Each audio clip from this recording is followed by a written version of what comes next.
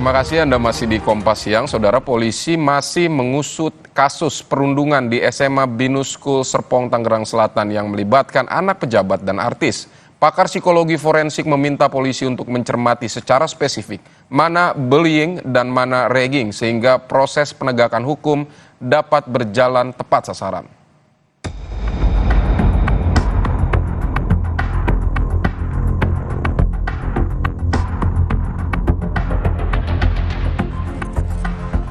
Penyidikan kasus perundungan di SMA Binus School Serpong, Tangerang Selatan terus bergulir. 8 siswa terduga perundung menjalani pemeriksaan didampingi para orang tua, tak terkecuali artis Vincent Rompis. Vincent mengaku berempati dan berjanji kooperatif dengan proses hukum yang tengah dijalani putranya. Ia berharap kasus ini bisa diselesaikan dengan jalan damai.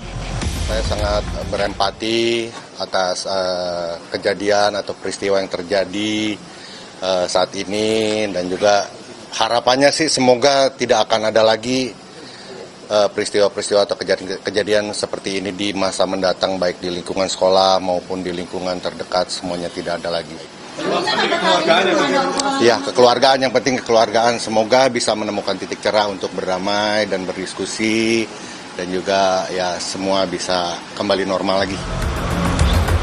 Saat ini polisi masih mendalami peran dan motif terduga pelaku perundungan dan memeriksa 3 saksi baru. Selama 2 hari polisi sudah memeriksa 11 saksi namun belum menetapkan status tersangka. Soal permintaan damai salah satu orang tua terduga perundung, polisi bilang masih menyelidiki kasus tersebut. Saat ini masih prosesnya masih berlangsung, masih juga dilakukan pemeriksaan yang mendalam oleh penyidik. Terkait untuk update selanjutnya akan diinformasikan kembali. Terkait kasus ini, pakar psikologi forensik Reza Indragiri Amril menilai kasus kekerasan siswa terhadap siswa lain tidak mutlak berupa bullying atau perundungan. Menurut Reza, polisi patut mencermati secara spesifik mana bullying dan mana ragging sehingga proses penegakan hukum dapat berjalan tepat sasaran. Kalau dalam situasi bullying, satu anak atau satu siswa memang tidak menginginkan adanya perlakuan buruk dari siswa lainnya. Tapi siswa lainnya ini memaksakan melakukan intimidasi, melakukan pelecehan, penghina-hinaan, dan segala macam perilaku yang tak menyenangkan lainnya terhadap anak yang pertama. Sementara dalam kasus ragging, ada anak yang secara sengaja, secara sadar memutuskan misalnya untuk masuk ke dalam kelompok pertemanan yang ugal-ugalan. Anak ini tahu persis bahwa kalau dia akan masuk ke dalam kelompok pertemanan yang ugal-ugalan itu, dia akan melalui semacam tradisi atau ritual atau seremoni di mana dia akan diberikan perlakuan kekerasan. Dengan kata lain, berbeda dengan bullying, pada situasi ragging sesungguhnya pembeda antara pelaku dan korban sudah menjadi abu-abu. Oke.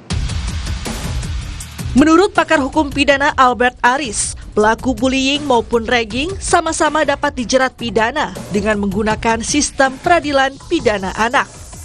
Nah, dalam hal ini saya perlu menyampaikan bahwa kekerasan tidak boleh ditoleransi dengan alasan apapun juga.